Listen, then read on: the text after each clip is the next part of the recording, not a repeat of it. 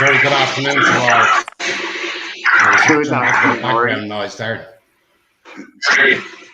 Right, I think hopefully we won't have the continuing background noise. Very good afternoon, everyone. The joys of when you do live broadcasts, and welcome to the Lite lunch.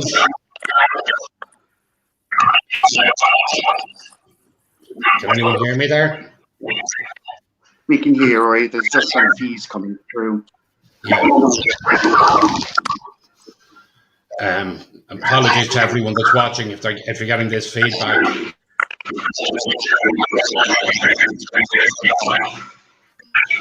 Give me a second to try and see if we can find where the feedback is coming from.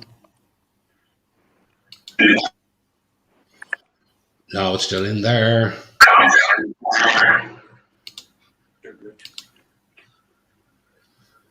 And we still have it.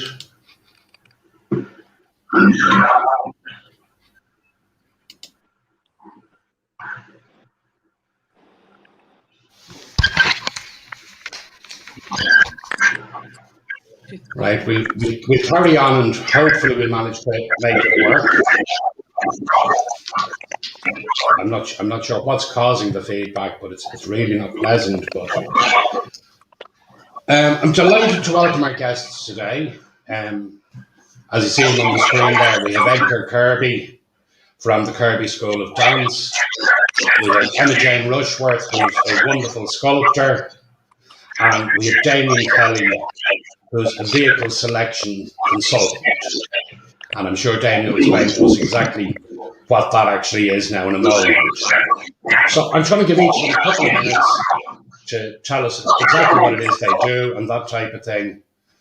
And should we start off with yourself, Damien? Yeah, that's no problem, Rory. Yeah, you can hear me there, yeah? Yeah, go ahead. Yeah, go ahead. So, Rory, my job here, what I do is I work in a garage as one as a salesman, and two as basically I'm a vehicle consultant.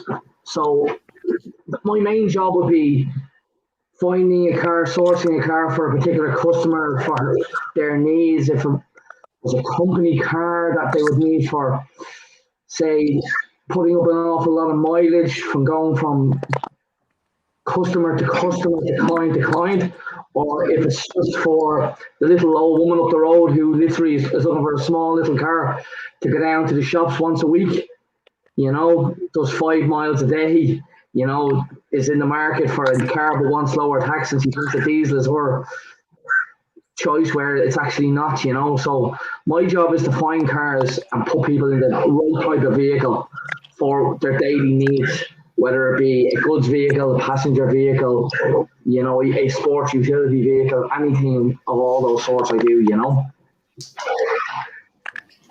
Right, that's great, Damien. So pretty much at the moment with COVID, the way COVID has gone, I've seen a large increase in goods vehicles.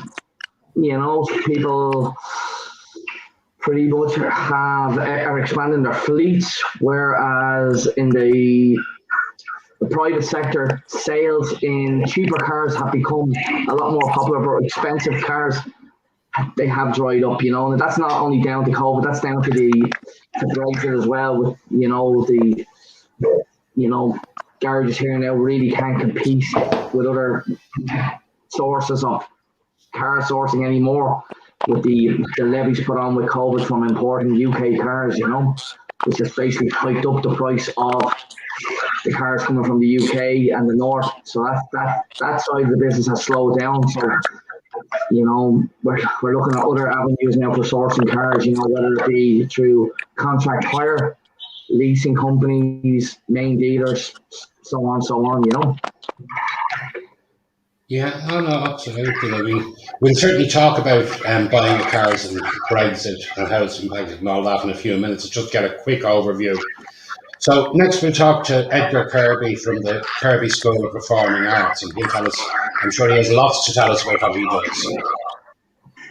Good afternoon, everyone. Rory, thank you for having me today. And hello to fellow guests as well. So I own Kirby School of Performing Arts, and we're based here in Dungarvan in County Waterford. So our main goal is theatre education, and we work towards live performance, film, music. And underneath the umbrella of our school, we also do Kirby parties, and we started Kirby catering last year as well. We provide a full package of celebration packages at our studio. We do the whole lot, and the food and all, we even clean up, so people are thrilled with that. But our main focus is theatre education in Ireland to our youth, teens, and adults as well. 037. That's great. Thanks very much, Edgar. Thank you. You got it? So you've certainly a wide range of ages there. And next we're going to hear from Emma Jane, who is a most wonderful sculptor. I'm sure when she tells you about some of her pieces, you will actually recognise them. Hi there.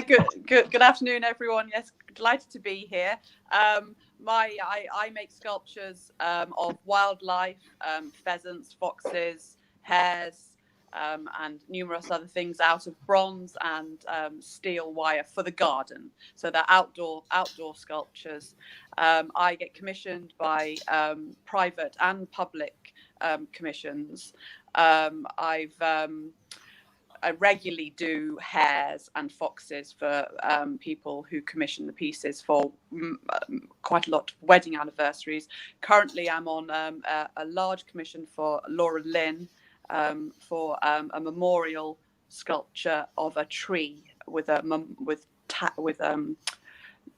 leaves on it, so it's a memorial sculpture. My other public work would be, like, for example, a roundabout in Cork, where I've installed 2 herons, many bulrushes, and some flying seabirds. So yes, there's numerous different types of work that I do, and that's a rough idea of what I do. Thanks very much. Now, of course, I mean, unfortunately, Emma, I know you've had some very bad luck recently in that you had quite a severe fire in your studio. Yes. With everything else that was going on, yes. A month ago, every morning we go and we have a sort of a nice workshop up in the garden that we've had for 10 years, and we went to light the fire as we do every morning, and Irish Water were digging up the front drive and we couldn't get the car out, so we went to take the car out so we could get out and get everybody to their relevant places for the day. And by the time we got back, the whole thing was on fire. And it was very dramatic. So it was a complete conflagellation. The whole workshop burnt down. It was quite the drama in Greystones, and a terrible thing to happen because it was. I had sculptures in there of a pheasant for Cairn builders for their show houses here in Greystones, the big builders that are doing numerous large developments around here at the moment, and their pheasant burnt to smithereens. So I've just been working on that to redo him, and he looks a little bit like a phoenix now than a heron. Well, that's it, a phoenix that's going to rise out of the ashes. I know it's been very, very difficult for you. And is there anything, if there's anyone listening that people could do to support you, is there anything they can do to help you? Oh yeah, so I have to say I've had amazing support from the local community and family and the church, and everybody around Greystones has been terribly kind. And a friend of mine set up a GoFund page for me because obviously nothing was insured, so and the insurance wouldn't have covered even the beginnings of it. So she set up a GoFund site for me. Mine was called Emma Jane Studio Fire, and numerous people have so kindly donated. I mean, over €7,000 of donations I've had so far. So I'm digging a new studio at the moment as we speak, and I'm working on the kitchen table. Yeah, no, that's great. Well, listen, what we'll do is after the show, on all the feeds, we'll put details of the GoFundMe page up. Thank you. That's very kind. Be more than happy to do that. Yeah. So, And I mean, again, I'm sure it's had an impact on you just as much as the others. When it comes to lockdown, we often hear talk about mental health.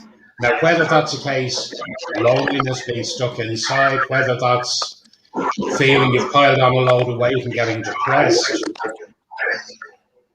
it's an area I think we all need to step back occasionally and just take a look at and see what can we do to help in that regard.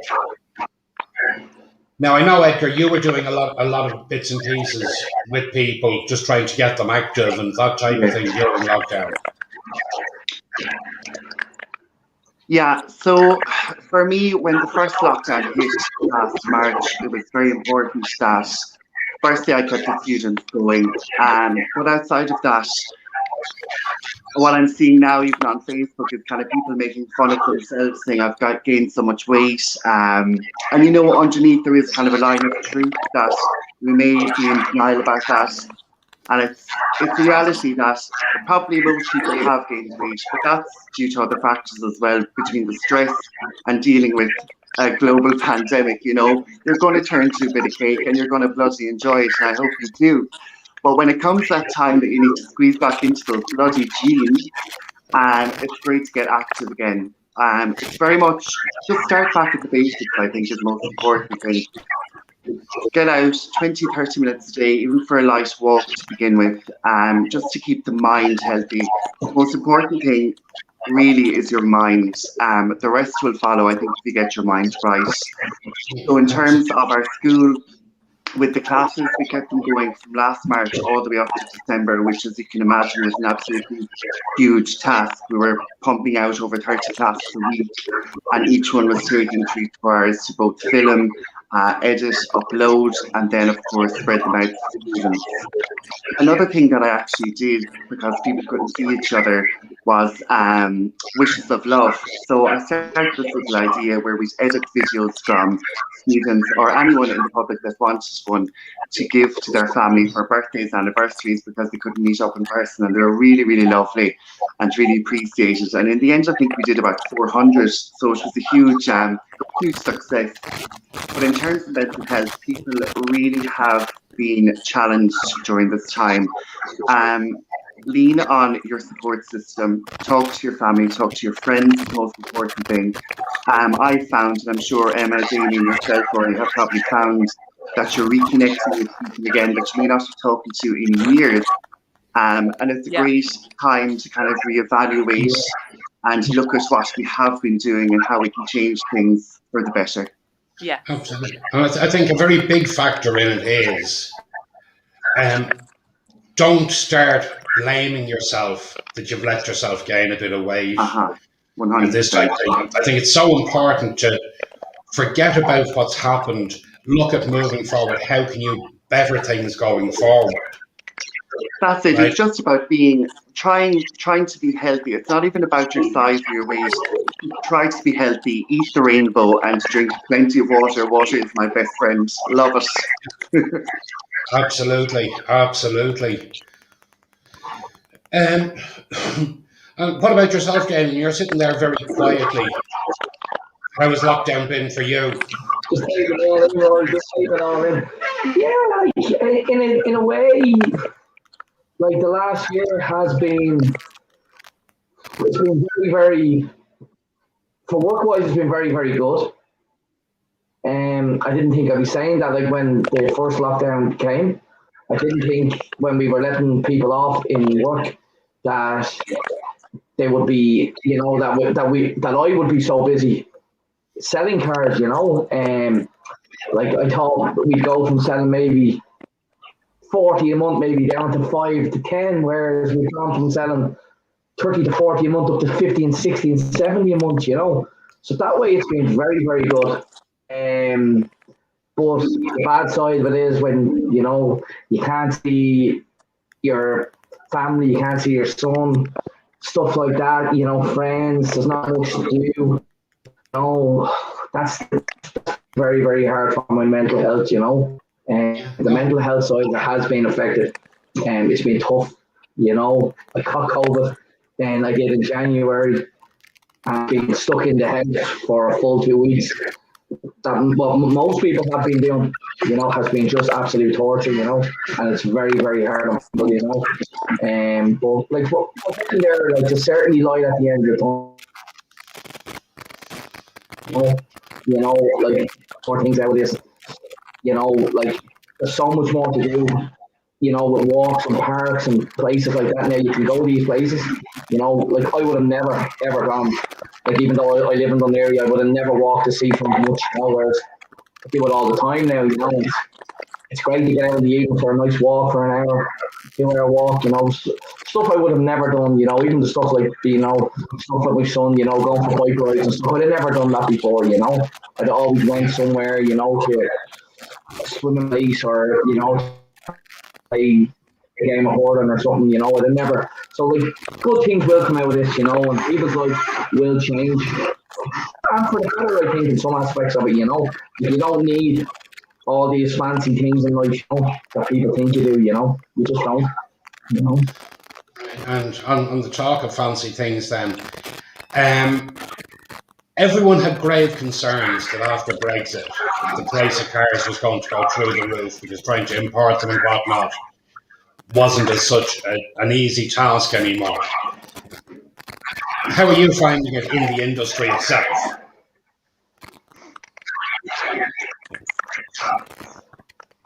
Yeah, like it has changed a bit, you can still buy cars in the UK and you can still get them at good value. But with the added on tax and revenues and stuff like that, the profit margin has been cut by them. So in all, used cars have actually got dearer to buy, whereas new cars have got cheaper to buy. Yeah. And that aspect of of my job has changed slightly. Not too much. If I would bring it from the UK, they're already in profit.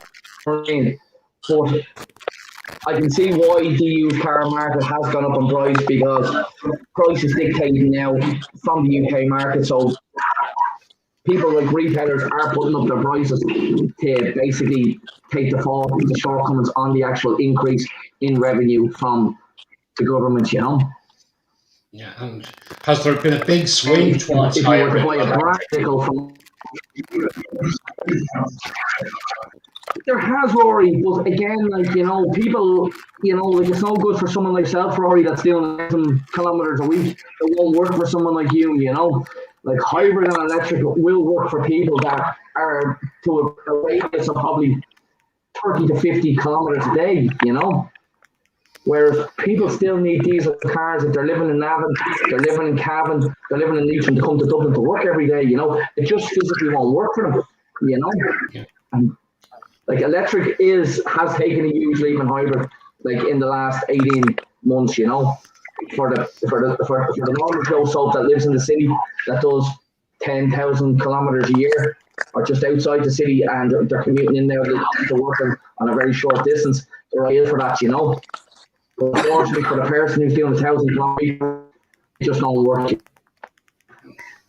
Yeah, no, absolutely. Well, I mean, again, as someone living in rural Ireland, my closest charging point is about 42 kilometres away. So, and again, I live in a small housing estate. So, like, my options would be very, very limited. See, that's the problem. That is a problem, Rory, you know what I mean? Like, that is a big problem. Like, for you to charge that overnight, you've got to leave it plugged in overnight, whereas if you go to a self-charging point, they charge in a couple of hours. But then if it's 42 kilometres to that point and back, you've only then got roughly 100 kilometres left to drive after you charge it, No, absolutely. So that's where, for me, it wouldn't be viable. And even to try and put a charging point in at home, because it's a small housing estate that are in terraces. So I'm not even in a position, I don't have a garden or something to put a point in. So it'll be a while before we do that.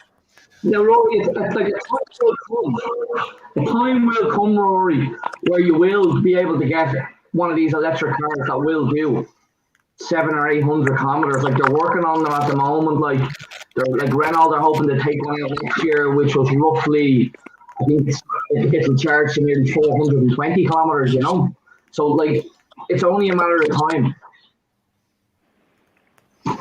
Yeah, well, very hopefully we'll get something sorted on that very soon, but it'll be a while for me, I think, with the mileage I do before something like that would be viable. So, as I'm sure you know, having seen the show before, I don't think we should get into a car. Yeah, but as I'm sure you all know, having seen the show before, my favourite question to ask guests when they come on is about their favourite light bite lunch. So let's start off with yourself, Edgar. What would your favourite light bite lunch be? Like, you know, I'm mad. Just wraps are so handy and just they're so versatile. You can pop anything into them you like. I love a load of salad in them, and I've actually found really nice ones recently. By Dunn's, they do a beetroot wrap, and there's another one, a carrot wrap. So it's very interesting. Just that strong flavours off the ramping. They're just really, really nice. And if I'm being really bold, it's a mocha and a croissant. Oh, very nice. Yes. And what about yourself, Emma? What would your go-to quick light bite lunch be? Well, when I thought about it, I actually go back to my time when I worked in Paris. I worked in Paris for about 5 years, about 20 years ago, so it's a while ago. But lunch in Paris is very, very, very important. So they stop for lunch for a whole hour and a half.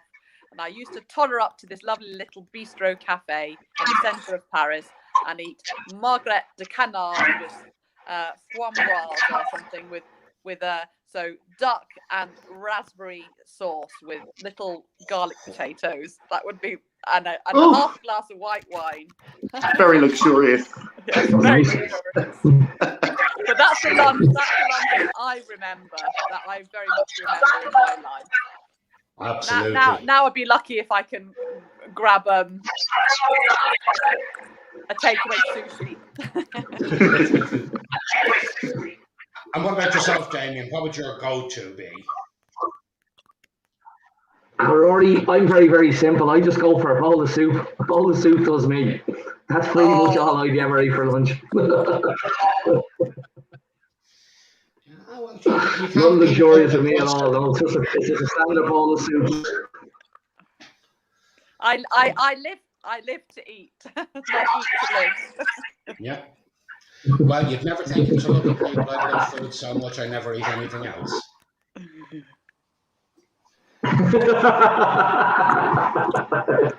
Didn't hear that. The sound is so bad. Really sorry. I don't know what we can do about the sound, and it's something I'm going to have to look at going forward to see how we fix that. With all the talk there's been recently about vaccinations, I thought we'd have a little chat about those and see what people's thoughts are on where we are. I mean, while we know they're doing what they can, my biggest concerns is we've seen what's happened in the UK. We saw the UK start to come out of lockdown last week, and the first thing we saw was, as on the stroke of midnight, beer gardens open, and you'd swear there had never been a lockdown. They were absolutely crammed, no masks in sight. And I have great fears that is there going to be that same type of mistake made here? And are we going to end up with people thinking, oh, well, I'm vaccinated, so I'm all right? Yeah, that's a great point, Rory. It seems to be that people think once they've been vaccinated that it's kind of a free-for-all and you can go and do whatever you like. But I think we need to really keep the key points in the back of our mind at all times and take it really, really slow in terms of kind of going back into society. Yeah, I saw some of those scenes you were talking about, and I was a bit shocked, to be honest, as I'm sure many were. Whilst the vaccination is pretty much going to stop us from dying, but it's not going to stop the spread of the disease, you know. So I think it's really, really important that we take our time coming out of this and integrating back into society as well. What would you think, on that? Oh, I mean, I hadn't actually seen the scenes from the UK. I mean, all my experience at the moment is that everybody's. I have quite a few friends that are healthcare workers who have had AstraZeneca, and they're really struggling, not particularly well, and it was hard for them. So, you know, that's really where the conversations that I'm having with my compatriots at the moment is, you know, hopefully there'll be other injections available for us, because No, well, I mean, the only thing is on the subject of the AstraZeneca, and again, I don't want anyone to think I'm in any way making little of the issue that exists. But with a little bit of research, you can find the actual risk of blood clots from the basic contraception pill is 10 times higher than with the AstraZeneca vaccine. Mm. It Oh, yeah, is, no, yeah. no. I'm just talking because I know that the friends that have had the AstraZeneca were quite poorly during it. Yes, even some of my own, Emma, you're right. They were poorly after it, even for up to a And week. again, I mean, I've heard this from quite a few. And they're all in their 40s, mid 40s. So they're not old and they're not terribly young, but they've all 3 or 4 of them have really struggled for a good couple of weeks afterwards, and aren't keen to go back and get the second fix. Well, hopefully with this new big batch of Pfizer coming in, they might actually give them a second batch of the Pfizer rather than the AstraZeneca. Yeah, maybe. I wanted to move on to something a little bit more light-hearted. It was lovely to see that the lotto was won last night. Just over 12 million. I think it's been about 4 years since we've had a jackpot of that size. Oh, wow. Right, so very nice to whoever won it. And if you're looking for any advice on how to spend it, please do get in touch. I'd be more than happy to show you. But let's throw the question out there. If you woke up this morning and you had checked your ticket and you had found that it was actually you that had won it, how would you spend your 12 million winnings? Maybe it is. I think what I do definitely is first, obviously, we all would sort out our family and friends that they're secure going forward. What I would love to do is to open theatre schools in underprivileged areas, because I think theatre has such a way of building amazing, strong, resilient people, and it gives them such important life skills going forward. Even if they never perform on a stage, if they just gain that confidence from a young age to go out and really believe, and to have someone believe in them from a young age that they can do absolutely anything they want to if they put in the work, though. Plenty of rehearsals. And after that, I'm lying on my bed, rolling in the money, and I'm off to Bali for a month. Only a month. Okay, make it 2. Make it 2. Absolutely. And what about yourself, Jamie? And I'm sure you have great plans for it. You definitely got to go for a couple of weeks. Jesus, Rory, I haven't checked me lotto tickets yet, so I don't know. But if I won it, I would. Yeah, there'll definitely be some new watches and some new cars being bought. Yes, absolutely. You know, but no, like that, you look after people that you can. You know, build a newer, nicer, bigger house and stuff like that. You know, 12 million's nice. You see, I'm probably the odd one out in all this because, and as I've told people before, and again, I'll just use the example of 12 million. I would put 2 million of it into the current account for basically the slush fund and for gifts to friends, family, etc. You don't want to give them too much, of the tax man will come looking for their chunk of it.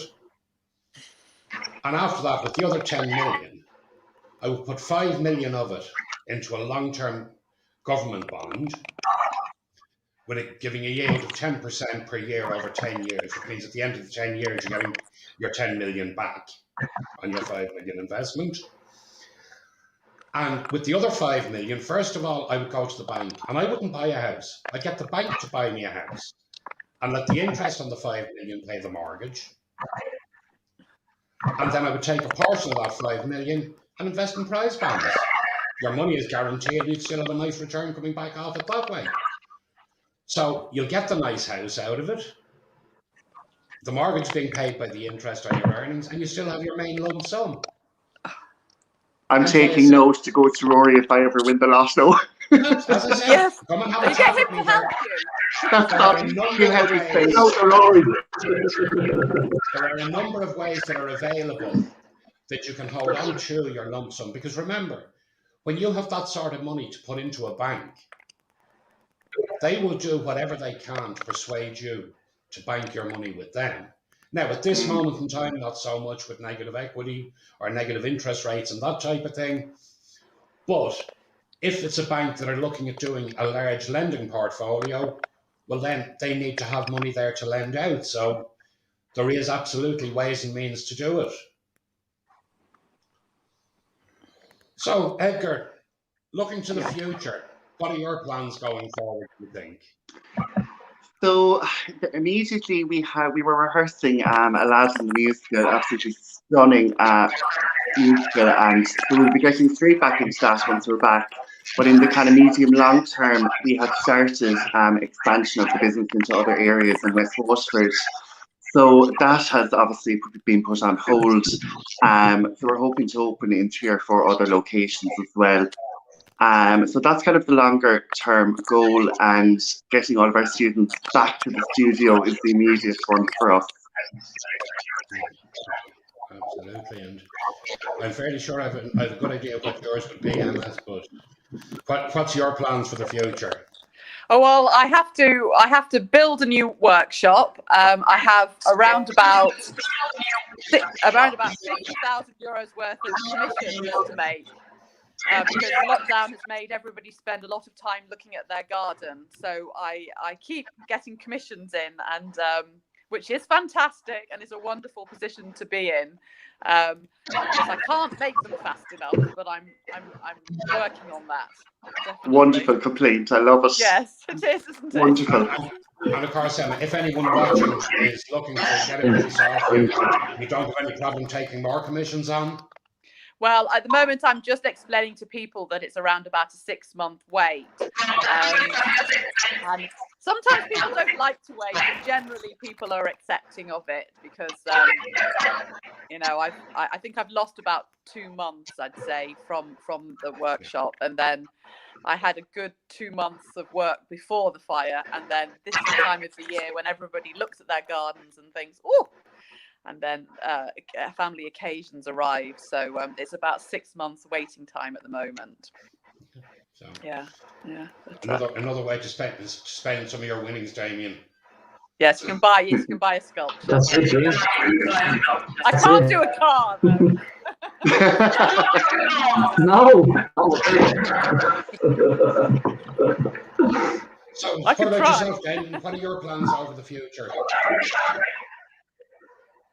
Well, our plans now, Rory, hopefully in the next couple of months is to expand the garage.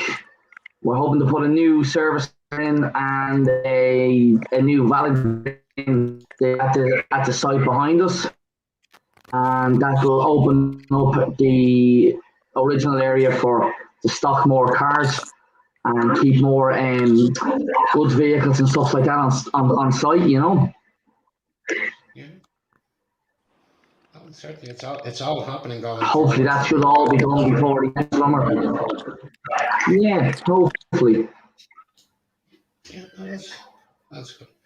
So we're going to cut the show short today purely because the sound has been so bad. And again, apologies to anyone trying to listen with the sound difficulties. I'm not able to identify what's causing it, but we will be working on it to figure it out. But I'm going to leave you all with one final question to ask you. If somebody came along to you and said, look, I'm thinking of starting business X, Y, and Z, and you had 2 sentences to give them in terms of advice, what would they be? And we'll start with yourself, Emma. Oh goodness, I don't know. You have to. What? your own business. They're going to start out totally their own business in an area they know. Oh, let me think. Let's start. All right, we'll come back to that. Edgar, go Yeah. with you.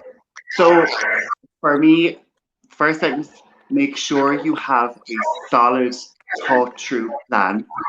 And secondly, build amazing relationships within the business community and with your customers.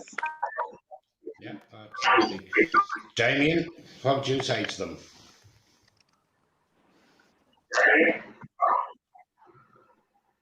Starting up your own business. Think twice about it. You know, I tell them to first. I tell them to think long and hard if that's what they want to do. And you have a very, very good business plan in place for it. You know, it's hard out there. You know, it's very, very hard. Absolutely, it is. And anything to add to that, Emma? I think yeah, running your own business. The main thing that I love about running my own business is that I'm my own boss. So I do love being my own boss. I'm very I'm quite good at managing myself, but yeah, if you've got a vision, go for it. And it's something. There's very rewarding parts to running your own business, as well as the more lonely parts to it, I think. And ask for help as well. Ask people for help, I'd say, would be the main thing. Ask people for how 100%. their experiences have gone and what they find works for them. The only thing I would add to all the points that have been made is spend as much time looking at those who have failed at what you're looking to do, because you will learn substantially more from those who haven't succeeded than you will from those that have. And remember, there's plenty of businesses out there that it took 30 years to become an overnight success. Bang on. Yes, very good. Very good. And never, never, never give up. No, absolutely. Well, listen, I think we'll wrap up there. Thank you very much to my guests, Edgar Kirby, Damien Kelly, and Emma Jane Rushworth. Thank you very much. Thank you. We will be back in 2 weeks' time with a new panel of guests, and hopefully we will have a better sound that day. Looking forward to talking to you then, and goodbye for now. Thank you. Bye. Bye-bye.